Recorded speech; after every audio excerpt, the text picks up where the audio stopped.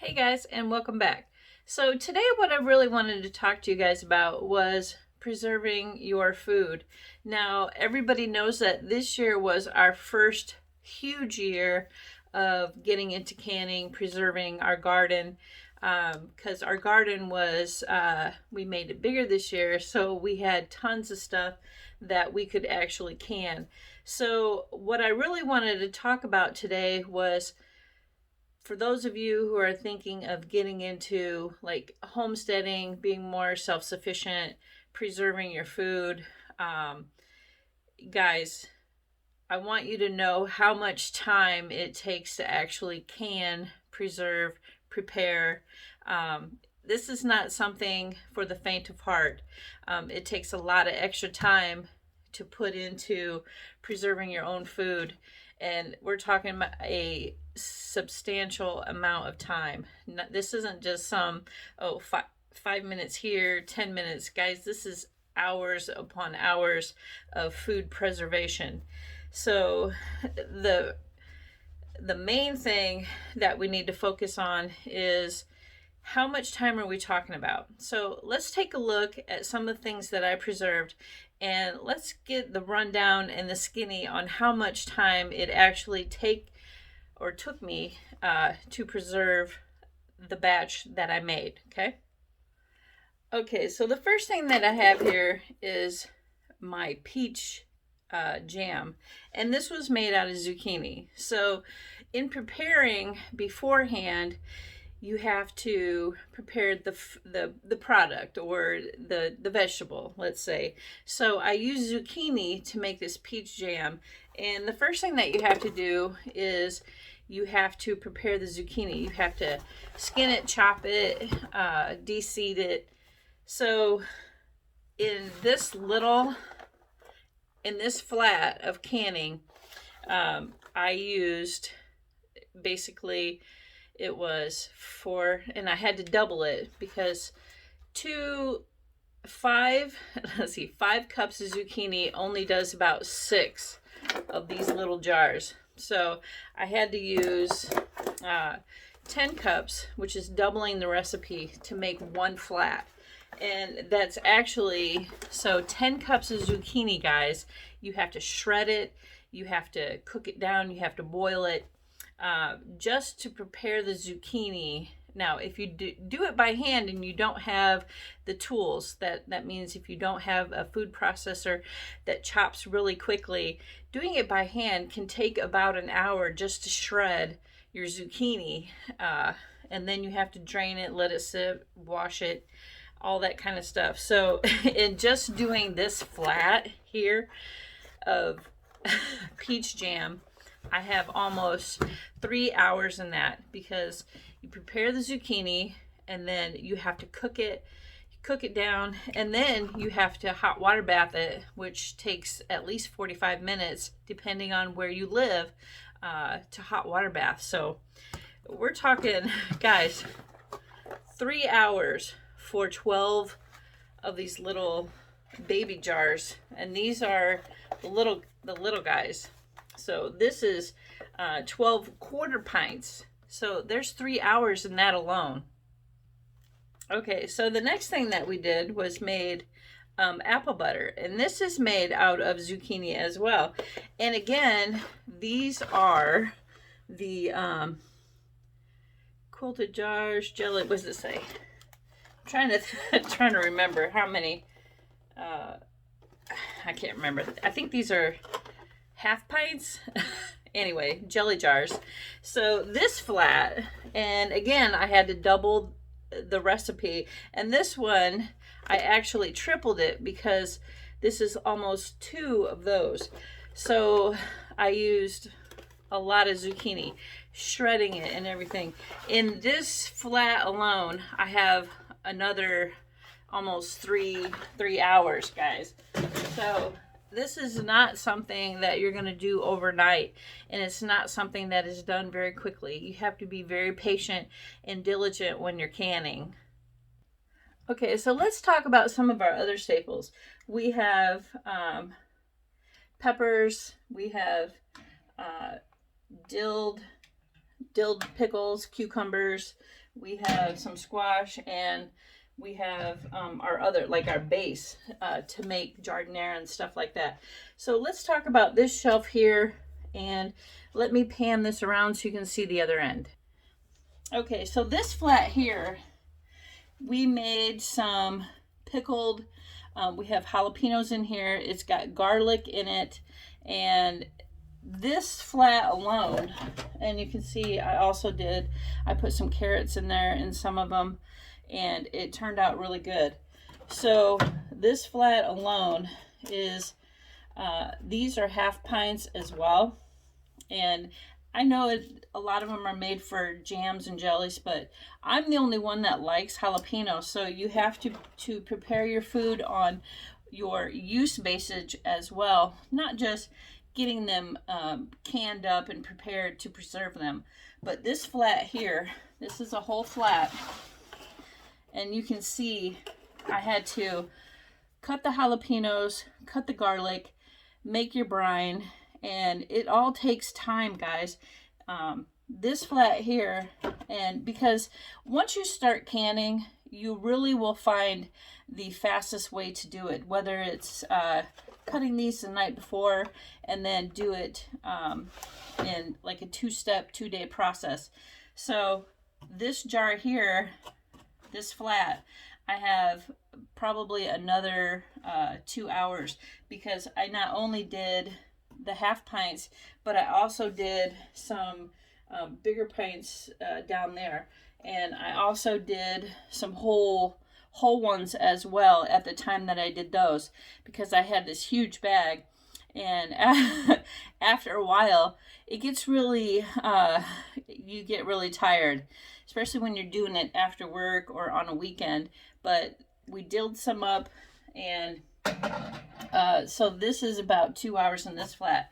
Now, I made salsa verde with my tomatillos that I grew in my garden this year. And I have to say, this here was probably the easiest recipe. If any of you guys want any of these recipes on what I made this year, I only have about an hour and 45 minutes in the verde, because basically you just put it in a chopper, put all your ingredients, you boil it, and then you hot water bath it, which was a very simple recipe. So you can see, as you're canning stuff, some of the recipes are going to be very, very simple and easy. Most of your time is going to be in the prep time of getting your vegetables and stuff ready, like jardinera. Very, very tedious, because you have to finely chop everything that you're using. Not that it's hard, but your biggest prep time is cutting up your vegetables. So my jardinera, I have almost 4 hours in making jardinera, because I made a couple flats of them. I just didn't do just 6 or 12. I made this huge 2-bowl process. So I made a lot of it, and let me turn this around so you can see. Okay, so my jardinera is right here, and I actually made, and you can see I gave a couple away, but I have 2 flats. I made regular, I made spicy, and I also made mild. So this one we haven't even gotten into yet, but as you can see, I've given 2 away, and my mom took one that was opened, and we have an open one in our refrigerator right now. So then, guys, this brings me to the exciting part. So I have to say, some of the most exciting things that I've actually canned this year, I'm gonna have to say, is salsa verde sauce and my jardinera. Those are the things that I really got into this year. It's trying new recipes and getting really, really good at it. So this salsa recipe I actually got off a Mexican website, and she did a YouTube video on Mexican style restaurante, just regular salsa, and this stuff is so good. So I thought I was good at making salsa before, but since I got her recipe, um, man, this takes it to an extra level, guys. And salsa is very easy. If you have all your ingredients, you boil it and I hot water bath it. That's it. I didn't pressure can it, and I actually water bathed it for almost 50 minutes because I really wanted to seal in all those flavors. So this making, and I made a flat. So we've actually used, like, let's see, 2 jars already of it. And this was probably, once you prep your ingredients, I have another 3 hours in this. It's your, after you cut up your recipes and you put it in the pot to boil it, it's your water bath canning that takes the longest to seal your good stuff. And so you guys can see that canning is not, it's very time consuming. So if you have a full-time job and you want to buy some land, get into homesteading like we do, we know that it's going to take time to preserve. I mean, this is like a full-time job in itself. You know, we're not talking like, 30 minutes, just pop them in there and they're going to be ready. It's not, guys. It takes time. The prep time, washing your jars, getting your brine ready, and then hot water bathing it or pressure cooking it, whichever your preferred method. Some of this stuff I had to hot water bath this year because I didn't have a pressure cooker, but let me show you something. So over here you can see that we got our second shelf up, and let me turn this around so you can see. I moved the freezer to this wall over by there, and it made room for us to put up this second shelf, which is working wonderful. So my mom works for a lady that she used to do a lot of canning, and she gave me these 2 pressure canners, which is absolutely awesome. So if you know anybody who did pressure can or did canning at all and they're just not into it anymore, word of mouth will get around. She asked my mom if I wanted them. I said yes. So now we have 2, which is awesome.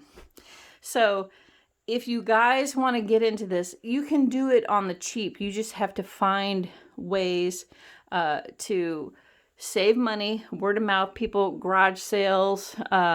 You know, there's a lot of elderly that just don't do it anymore. It's kind of a lost art in families. They just don't, because it takes a lot of time. Jars. I'm getting jars from a lot of the elderly too that just don't do it anymore. They can't, physically cannot do it. So even if they give you a bag of jars, whatever, take them, guys, because you never know when you're going to need them. Just like these. These were actually found in a house. Alicia and I used to do houses for banks on foreclosures, and this was found in the basement, and we were able to extract those. And these, what's great about things that you find is that these are all quartz. They're good jars, they're old jars, and save them, because you never know. Our garden is definitely going to get bigger once we find our forever property. So then that brings us to things that you find in the store. Guys, don't be afraid to pick up a flat here and there if you can find it, because you never know when you're not going to, when these are not going to be available again. A lot of people are canning this year because our society, we just don't know what is going to happen. We getting a new president, what's going to happen, whether the economy is going to tank. You just don't know. So Alicia and I, whenever we have a couple extra dollars, these half pints are $9.99 a flat. So we pick up a couple here and there because we're going to need them. Our garden is going to probably triple, quadruple once we find our forever property. We're going to need those for beans, salsas, tomato sauce. So, you know, don't be afraid to buy a flat here or there and keep those on hand. Same way with lids, guys. Lids. You can't hardly find lids anywhere. So whenever we find some, we pick up a couple. Don't be afraid to be kind of like a slight hoarder. Because when your families get together and we're going to, like my mom is going to be living on our property, we can share these. Okay? Same way with lids. Now, I have all kinds of rings in there, and I also have more lids in here. I have large ones in here, tons of them. So people have been giving me lids, giving me their old canning stuff. Save those, guys. Don't turn anything away, because you never know when you're going to need it. And also, an idea. A lot of people say that you can't use jars from like mayo and stuff, from mayonnaise or anything like that. Guys, that's not true. I know this was a Hellmann's mayonnaise jar. My friend's mom gave a bunch of these to us. Now, you have to remember that canning, they use a lot of the same type of lids, the same rings on them. If you look, now, the glass that comes in pre-preserved stuff that you buy in the store, don't be afraid to use these. Now, if you're pressure canning them, I don't know if I would necessarily pressure can them, but if you're going to hot water bath, use these. These are nice thick glass, because you have to think they have to ship mayonnaise and pickles in, you know, miles and miles from state to state. They ship them on a boat, who knows where, right? So this glass has to be pretty thick to survive minimal packaging. So don't be afraid to use these for hot water bathing stuff, or even dry canning. If you're just going to put beans and stuff like that, use these mayonnaise and pickle jars, guys. It's another resource that a lot of people don't think about. Think of all of these jars that go in the trash every day, right? So there you have it, guys. Think outside the box, and remember that canning is not something that only takes 10 or 15 minutes. But the main thing that we want to take away is being self-sufficient, saving your own food, garden, make a bigger garden, save as much as you can. And remember, guys, that the more that you can save dollars in your pocket by collecting stuff that people give you, or even things that you wouldn't think about, mayonnaise jars, pickle jars that you buy in the store that you just throw away, save those. Dry can, put rice, flour, whatever. You can still seal those up, keep the bugs out, and stock up your pantry. So I hope you guys like this video. If anybody has any questions on any of the recipes of things that I've canned this year, just let me know. Leave me a comment, guys. Hit the thumbs up button. And if you're new here, welcome. I have all kinds of tips for you guys, so stay tuned.